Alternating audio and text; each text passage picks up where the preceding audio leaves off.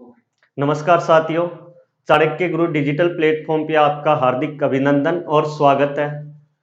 दोस्तों, पिछली क्लास में हमने मूल अधिकारों के सामान्य परिचय की चर्चा की थी। उसमें हमने जाना कि मूल अधिकार हैं संविधान के भाग 3 अनुच्छेद 12 से लेकर 35 तक उनका उल्लेख किया गया है। और दोस्तों ध्यान रखना, जब अधिकारों को संविधान में स्थान दे दिया जाता है, उनकी रक्षा की गारंटी दी जाती है, तभी उन्हें मूल अधिकार कहा जाता है।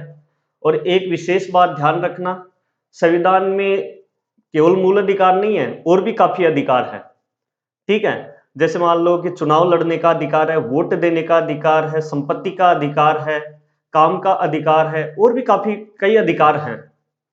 ठीक है, लेकिन हम उन अधिकारों को मूल अधिकार नहीं कह सकते जिनका उल्लेख भाग 3 में नहीं है। हम उन्हीं अधिकारों को मूल अधिकार कहेंगे जिनका उल्लेख भाग 3 में है। बाकी जो संविधान में अदर अधिकार है, वो संवैधानिक या कानूनी अधिकार आप उनको बोल सकते हो, राजनीतिक अधिकार आप उनको बोल सकते हो, लेकिन मूल अधिकार आप नहीं बोल सकते। मूल अधिकारों के लिए जरूरी है कि संविधान में एक उपयुक्त भाग में उनको स्थान दिया गया हो और उनकी रक्षा की गारंटी दी गई हो। फिर हमने पढ़ा कि ये अमेरिका के संविधान से ग्रहण किए गए। साथ हमने जाना कि इनको भारतीय संविधान का मैग्ना कार्टा और अधिकारों का घोषणा पत्र भी कहा जाता है। और क्यों कहा जाता है दोस्तों, पिछली क्लास में आपने जाना ही था।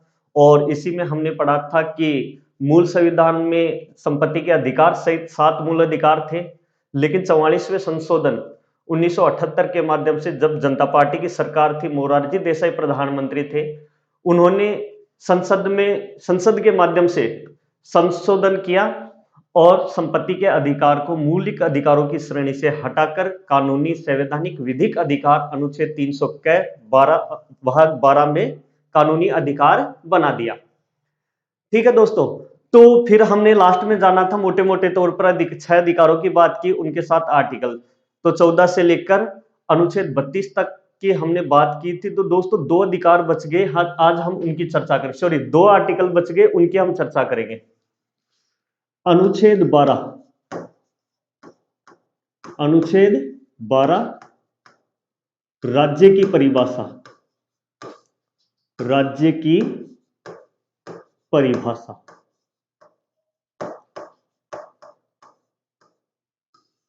राज्य की परिभाषा।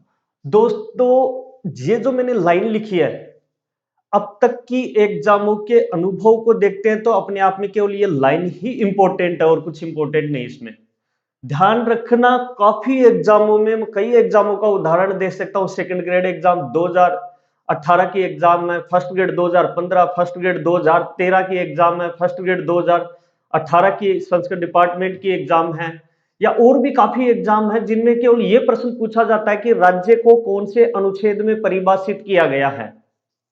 ठीक है दोस्तों, तो यहां पर आपको यह आर्टिकल इंपॉर्टेंट रूप से याद रखना है। अनुच्छेद 12 वेरी इंपॉर्टेंट है, ध्यान रखना, काफी बार प्रश्न पूछा जाता है, राज्य को कौन से आर्टिकल में परिभाषित किया गया है?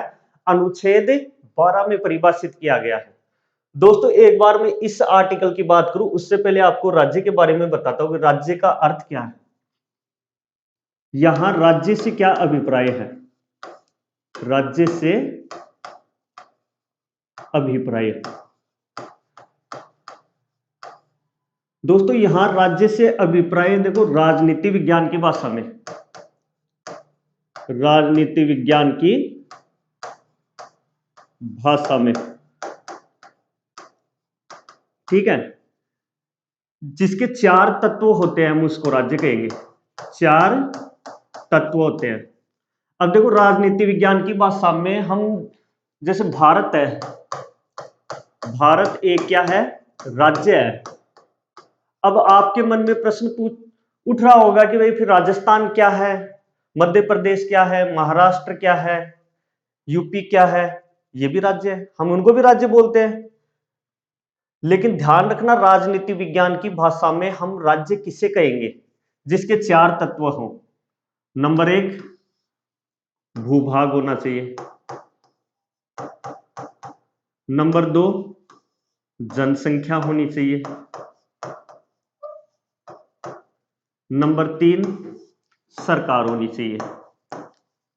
दोस्तों ये 3 तत्व तो ऐसे हैं जो राजस्थान में भी पाए जाते हैं, मध्य प्रदेश में भी पाए जाते हैं, महाराष्ट्र में भी पाए जाते हैं। ठीक है, लेकिन एक चौथा तत्व है जो इनको भारत से अलग करता है, वो क्या है? संप्रभुता। क्या है? संप्रभुता, ये चौथा तत्व है। ठीक है, तो जिसमें ये चार तत्व पाए जाते हैं उसको हम राजनीति विज्ञान की भाषा में क्या कहते हैं? राज्य बोलते हैं। बाकी आप जैसे राजस्थान है, महाराष्ट्र है, ये राज्य नहीं है राजनीति विज्ञान की भाषा में, क्योंकि इनके पास चारों तत्व नहीं है।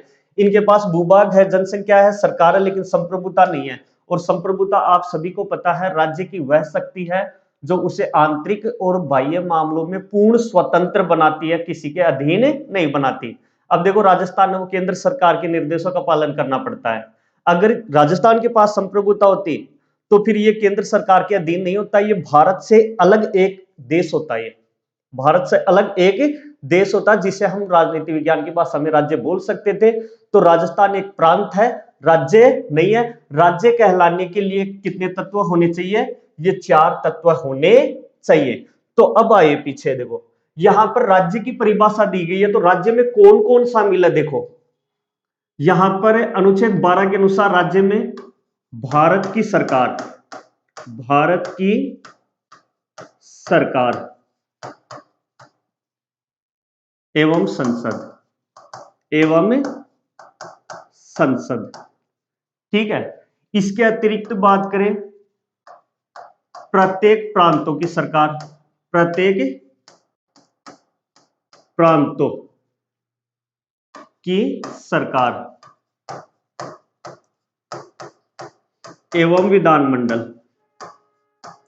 एवं विधानमंडल। ठीक है, इसके अतिरिक्त बात करें तो स्थानीय निकाय, स्थानीय निकाय, इसमें ग्रामीण भी आ गया, ग्रामीण व शहरी, यह भी राज्य में शामिल है। ठीक है, इसके अलावा आ गया दोस्तों विधिक प्राधिकारी, विधिक प्राधिकारी। ठीक है, अब विधिक प्राधिकारी में जैसे मान लो जो भारत सरकार के अधीन जितने भी कानूनी प्राधिकारी, चाहे वो कंपनी हो, चाहे कोई व्यक्ति हो, चाहे कोई संस्था हो, या फिर कोई ट्रस्ट हो, ये सभी किसमें शामिल है? राज्य में शामिल है। तो यहां पर ध्यान रखना, आप राज्य को क्यों परिभाषित किया गया है? क्योंकि मूल अधिकारों में आप पढ़ोगे, संविधान में और कहीं पर पढ़ोगे, बार बार आप राज्य राज्य राज्य काफी वर्ड पढ़ोगे, तो यहां पर इसको परिभाषित किया गया है कि राज्य में कौन कौन शामिल है। तो देखिए दोस्तों, भारत की सरकार इसमें शामिल है एवं संसद, प्रत्येक प्रांतों की सरकार और विधानमंडल इसमें शामिल है, स्थानीय निकाय उसमें ग्रामीण और शहरी, और विधिक प्राधिकारी, विधिक प्राधिकारी का मतलब है जैसे मान लो LIC है, वो भी राज्य में शामिल है। ठीक है, इसके अलावा ऑयल कोई कंपनी है, वो भी राज्य में शामिल है, रिलायंस है, वो भी राज्य में शामिल है, व्यक्ति है, व्यक्ति भी ध्यान रखना विधिक प्राधिकारी में शामिल है, विधिक प्राधिकारी में तो हम हैं, वो भी राज्य में शामिल है। तो इस प्रकार से यहां पर राज्य को परिभाषित किया गया। तो आपको यहां पता होना चाहिए, पूछा जा सकता है, हालांकि पूछा तो नहीं जाता, केवल ये पूछा जाएगा आपसे, केवल ये याद रखना अगर मेरे पे विश्वास करते हो कि राज्य को कौन से अनुच्छेद में परिभाषित किया गया है, तो दोस्तों अनुच्छेद 12 में। फिर आप याद करने की कोशिश करना कि राज्य में कौन कौन शामिल है? भारत की सरकार एवं संसद, प्रत्येक प्रांतों की सरकार और विधानमंडल, स्थानीय निकाय जिसमें ग्रामीण और शहरी, और विधिक प्राधिकारी। विधिक प्राधिकारी का मतलब है इसमें सभी कुछ आ गया। अब देखिए दोस्तों, यहां पर मैंने क्या बताया कि राजनीति विज्ञान की भाषा में राज्य का मतलब भारत एक राज्य है, जबकि राजस्थान एक राज्य नहीं है, क्योंकि राजस्थान के पास क्या नहीं है? संप्रभुता नहीं है, वो दूसरे देशों के साथ स्वतंत्र संधि नहीं कर सकता।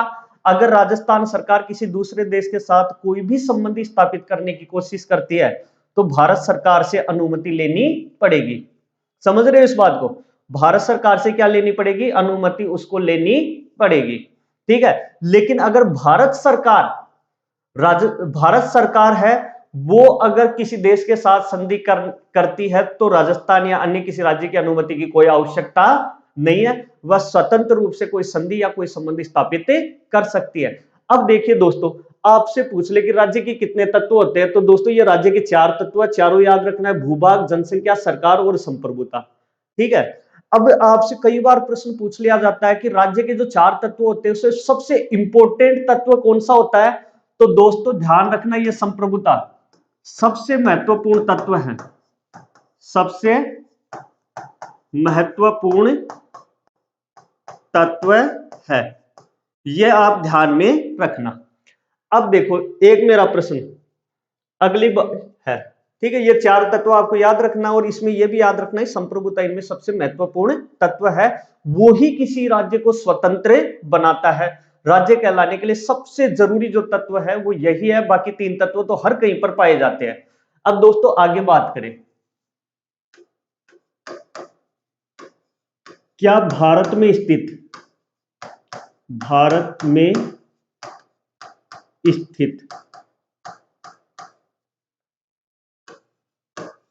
विदेशी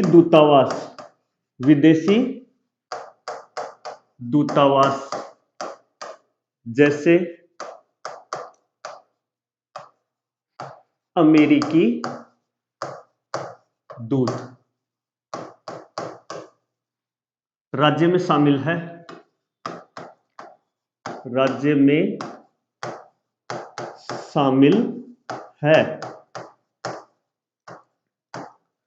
यहां पे दूसरा प्रश्न है, क्या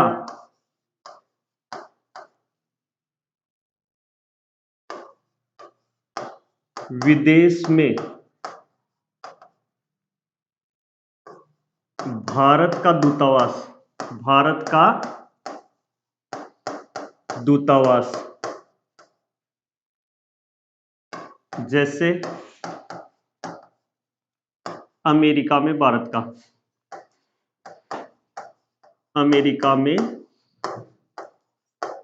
भारत का क्या विदेश में स्थित भारत का दूतावास राज्य में शामिल है? ये दोस्तों 2 प्रश्न है और ये काफी कंफ्यूज करने वाले होते हैं, कई बार एग्जाम में पूछ भी लिया जाता है। जैसे मान लीजिए देखो प्रत्येक देश होता है वो आपसी संबंध बनाने के लिए एक दूसरे के देशों में दूतावास की स्थापना करते हैं और वहां पर अपने राजनयिक राजदूत उच्चायुक्त ये भेजते हैं। ठीक है। अब भारत में अमेरिका का दूतावास है जो भारत की जमीन पर है, क्या वो भारत राज्य में शामिल माना जाएगा? और दूसरा है जैसे मान लो अमेरिका की जमीन पर भारत का दूतावास है, क्या वो भारत राज्य में शामिल माना जाएगा? ये 2 प्रश्न है, तो ध्यान रखना भारत में स्थित विदेशी दूतावास यह है किसका? विदेश का है, किसका?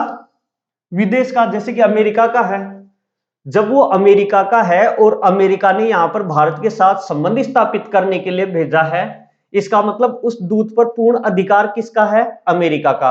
वो दूत किसके लिए कार्य करेगा? अमेरिका का। जब चाहे अमेरिका उस दूत को बुला सकती है, जब चाहे तब अमेरिका भारत में स्थित दूतावास को समाप्त कर सकती है। उस दूतावास पर और उस राजदूत पर दोनों पर पूर्ण अधिकार किसका है? अमेरिका का, भले ही वो भारत की जमीन पर क्यों ना हो। और भारत की जमीन पर उसे छूट इसलिए दी गई थी ताकि दोनों देशों के बीच मधुर संबंध स्थापित हो सके। तो इसका उत्तर क्या हो जाएगा दोस्तों? नहीं, क्योंकि उस पर पूर्ण अधिकार किसका है? अमेरिका का। तो ये ध्यान रखना। अब इसी का ठीक उल्टा, जैसे कि भारत का कोई दूतावास राजदूत है वो अमेरिका में है, भारत का दूतावास अमेरिका में है, तो भारत ने वहां पर क्यों स्थापित किया? ताकि अमेरिका के साथ मधुर संबंध स्थापित हो सके। अब उस राजदूत पर दूतावास पर पूर्ण नियंत्रण भारत का है, चाहे तो भारत दूतावास को समाप्त कर सकता है, चाहे तो राजदूत को वापस बुला सकता है। ठीक है। और वो राजदूत है वो हमेशा हमेशा के लिए भारत के राष्ट्रीय हितों को ध्यान में रखते हुए ही काम करेगा। तो दोस्तों इसका उत्तर क्या हो जाएगा? हाँ, कि ये किसमें शामिल है? राज्य में शामिल है। तो ये दोनों ध्यान रखना आप।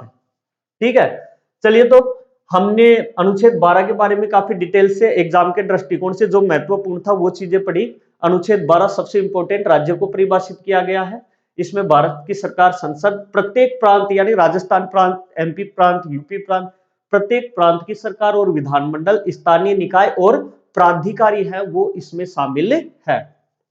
ठीक है। फिर उसके बाद राज्य के 4 तत्व जिसमें सबसे महत्वपूर्ण संप्रभुता, और अंतिम 2 प्रश्नों की चर्चा की।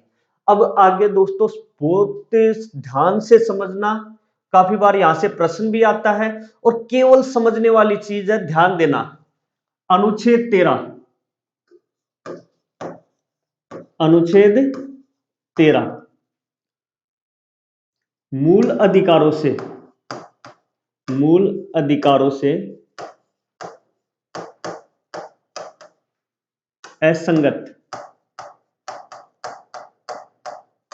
एवं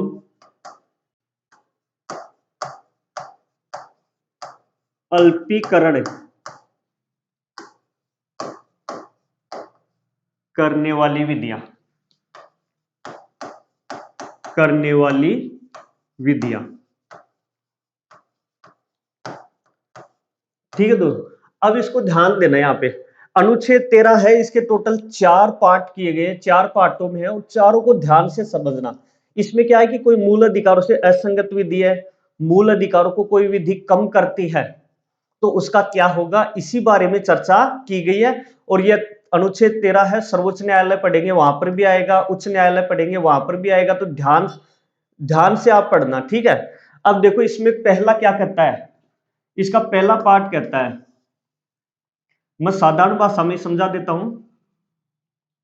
संविधान पूर्व, संविधान से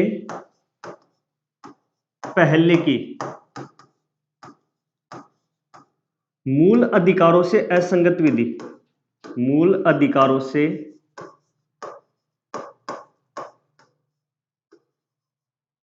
असंगत विधि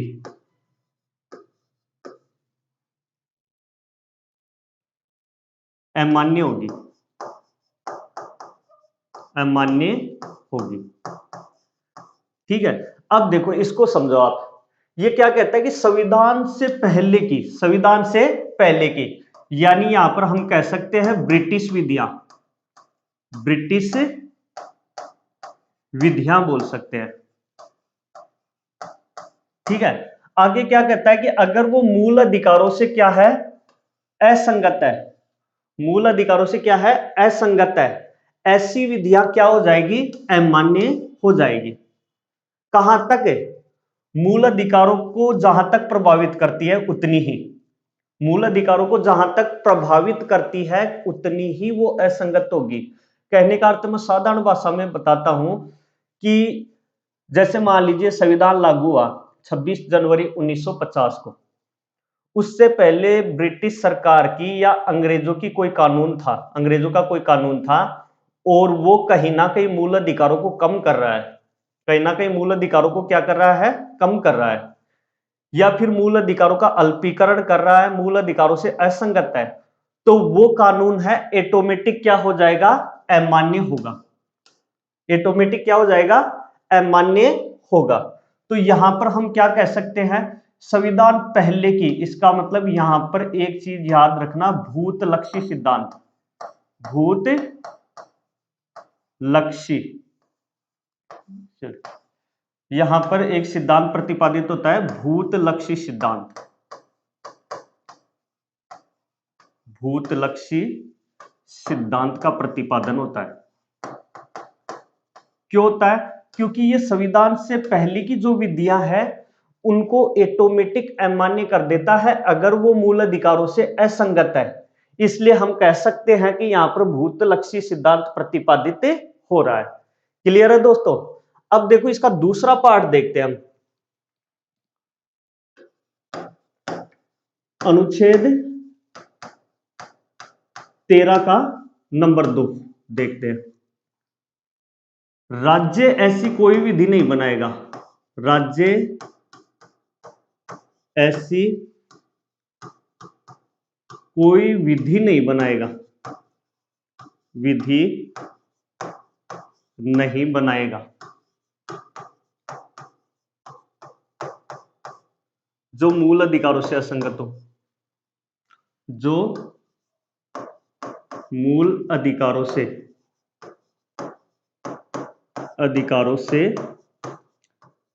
असंगत हो, असंगत हो। ठीक है, अन्यथा मूल अधिकारों से असंगत, अन्यथा असंगत विधि अवैध होगी, अवैध होगी। ठीक है, अब देखो पहला तो क्या लागू हो रहा था ये कि संविधान से पहले की, संविधान लागू हुआ उसके उसके पहले की विधियों को मूल अधिकारों से रक्षा करता है कि अगर वो असंगत है तो ऑटोमेटिक हो जाएगी। अब आगे इसका दो क्या कहता है कि राज्य है, वर्तमान जो है राज्य, और राज्य में कौन कौन शामिल है, वही संसद और भारत की सरकार, राज्य की सरकार, प्रांतों की सरकार और विधानमंडल, स्थानीय निकाय, कोई प्राधिकारी, ये सारे के सारे राज्य में शामिल है। तो इनमें से ये सारे के सारे ऐसी कोई विधि नहीं बनाएगा, विधि नहीं बनाएगा जो मूल अधिकारों से क्या है, असंगत है। अन्यथा असंगत होने तक, असंगत होने तक, होने तक विधि क्या होगी, अवैध होगी। कि अगर मान लीजिए भारत की संसद या किसी राज्य का विधानमंडल है, वो कोई ऐसी विधि बना देता है जो मूल अधिकारों से असंगत है, तो वो विधि जहां तक मूल अधिकारों का हनन कर रही है वहां तक वो विधि अवैध हो जाएगी, संपूर्ण विधि नहीं।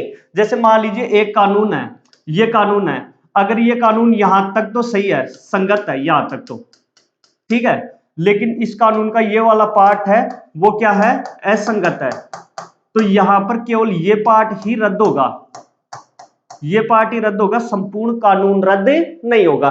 तो एक तरीके से ये मूल अधिकारों से असंगत विधि को संपूर्ण रूप से पूरे कानून को रद्द नहीं कर रही, बल्कि ये कानून के केवल उसी अंश को रद्द करने पर जोर देती है जो मूल अधिकारों से क्या है, असंगत है। तो यहां पर हम कह सकते हैं आंशिक निरस्तीकरण का सिद्धांत, आंशिक निरस्तीकरण का सिद्धांत प्रतिपादित होता है, निरस्तीकरण का सिद्धांत प्रतिपादित होता है। ठीक है दोस्तों, ये काफी इंपॉर्टेंट है, ध्यान रखना, काफी इंपॉर्टेंट है, कई बार पूछ लिया जाता है कि आंशिक निरस्तीकरण के सिद्धांत का उल्लेख या प्रतिपादन कौन से अनुच्छेद में होता है, तो वो होता है अनुच्छेद 13 में, और 13 में भी स्पेशल पार्ट 2 में, ध्यान रखना, क्योंकि इसमें क्या कहा गया है कि संपूर्ण विधि अवैध नहीं होती, बल्कि विधि का वही अंश अवैध होता है जो मूल अधिकारों से क्या है, असंगत है। ठीक है दोस्तों, अब ध्यान देना, यहां पर तीसरे की बात करें, हमने दोनों जगह क्या बता, यहां पर कि ऐसी कोई विधि नहीं जो मूल अधिकारों से असंगत हो। ठीक है, यहां पर दूसरे में भी हमने किसकी बात की, विधि की बात की। अब विधि में शामिल है कौन भाई, तो यहां पर ध्यान रखना, अनुच्छेद 13 का तीसरा है, अनुच्छेद 13 का जो तीसरा पार्ट है वो विधि शब्द की व्याख्या करता है, विधि शब्द की व्याख्या करता है, व्याख्या करता है, विधि में, विधि में निम्न को शामिल मानता है, निम्न को शामिल मानता है। अब किसको, कोई अध्यादेश,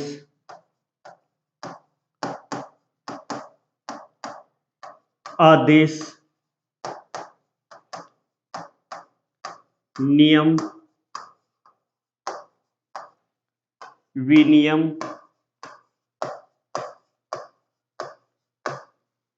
उपनियम,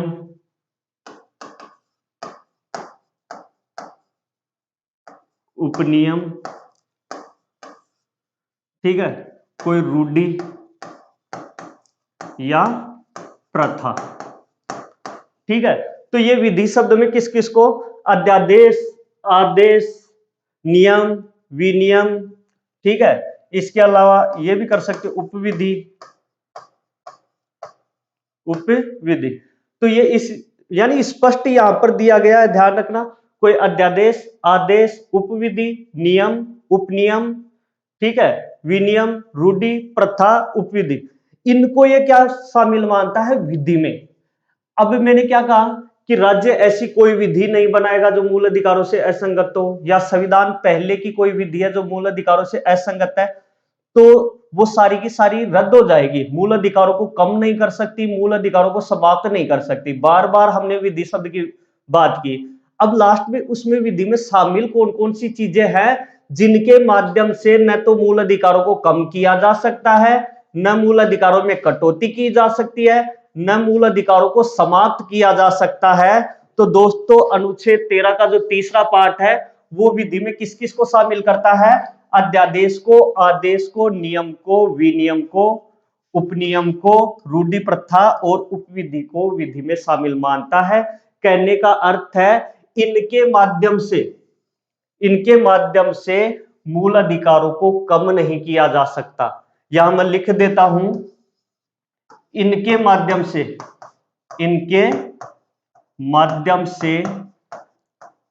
मूल अधिकारों को कम नहीं किया जा सकता, क्योंकि ये विधि शब्द में शामिल है। तो दोस्तों मेरा एक प्रश्न आपसे सोचना, और उसके बाद मैं तो बताऊंगा ही कि हमने पढ़ा कि भाई मूल अधिकारों से असंगत कोई विधि है, अगर वो मूल अधिकारों को कम करती है तो ऑटोमेटिक वो विधि समाप्त हो जाएगी। तो क्या मूल अधिकारों में कटौती की जा सकती है? क्या मूल अधिकार स्थायी है, कभी कम किए ही नहीं जा सकते? क्योंकि सब कुछ तो यहां विधि में आ गया। दोस्तों ऐसी बात नहीं है, ध्यान रखना, ऐसी बात नहीं है। यहां पर अनुच्छेद 13 ही पढ़ेंगे, चौथा पार्ट, अनुच्छेद 13 का चौथा, जो कि ध्यान रखना 24वें संशोधन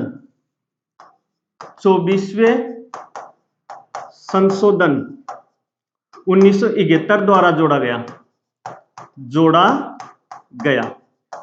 ठीक है, इसमें क्या कहा गया है? अनुच्छेद 368 के तहत संविधान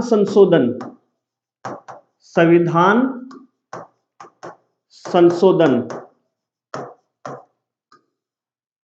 विधि में शामिल नहीं माना जाएगा, विधि में शामिल नहीं माना जाएगा, शामिल नहीं माना जाएगा।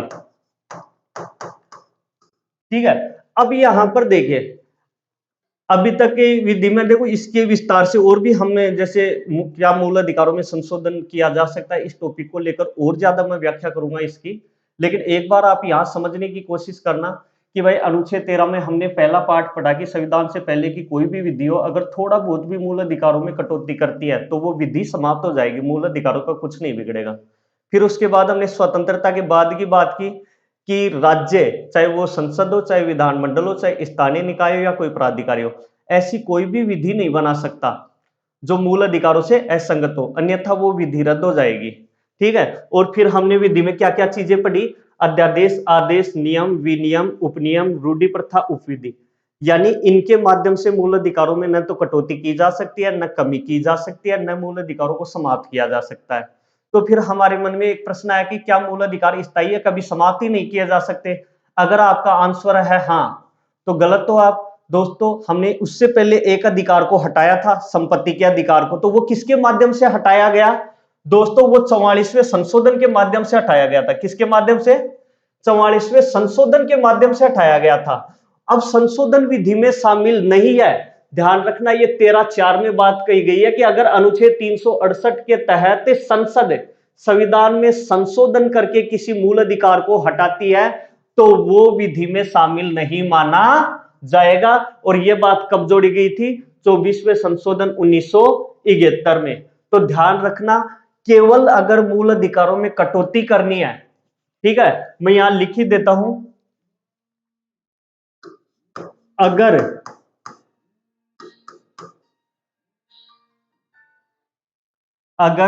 यहां पर ध्यान रखना, वीआईपी है, वेरी इंपॉर्टेंट है, अगर मूल अधिकारों में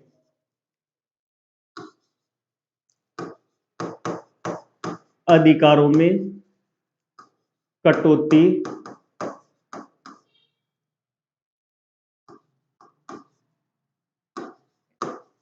कमी या समाप्त करना है, समाप्त करना है, तो संसद केवल संविधान संशोधन के माध्यम से कर सकती है, संविधान संशोधन के माध्यम से कर सकती है, कर सकती है। ठीक है दोस्तों, यहां पर ध्यान देना। अब आपसे यहां पर दो प्रश्न है, क्योंकि सामान्य विधियों के माध्यम से मूल अधिकारों में न तो कटौती की जा सकती है न कमी, और अगर ऐसा होता है तो वो विधि रद्द हो जाएगी। अब दूसरी बात, यहां पर दो प्रश्न बनेंगे।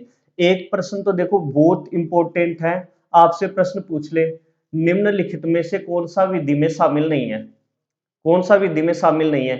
एक ऑप्शन हो अध्यादेश, एक ऑप्शन हो रूढ़ि प्रथा, एक ऑप्शन हो नियम, और एक ऑप्शन हो संविधान संशोधन। तो इसका आंसर क्या हो जाएगा, संविधान संशोधन, क्योंकि यहां पर हमने पढ़ा था भी कि संविधान संशोधन कहीं पर भी विधि में शामिल नहीं है, और यहां पर साफ साफ 24वें संशोधन में अनुच्छेद 13(4) में जोड़ भी दिया गया कि संविधान संशोधन को विधि में शामिल नहीं माना जाएगा, यानी इसके माध्यम से मूल अधिकारों में कटौती, कमी या संशोधन किया जा सकता है। अब देखो यहां पर दूसरा प्रश्न क्या बनता है दोस्तों, मूल अधिकारों में कमी कौन कर सकती है, कटौती कौन कर सकती है, या उनको समाप्त कौन कर सकती है। तो दोस्तों संसद केवल ऐसा कर सकती है। तीसरा प्रश्न, मूल अधिकारों में कटौती या कमी कैसे की जा सकती है, तो केवल संविधान संशोधन के द्वारा, केवल संविधान संशोधन के द्वारा ही कमी या कटौती की जा सकती है।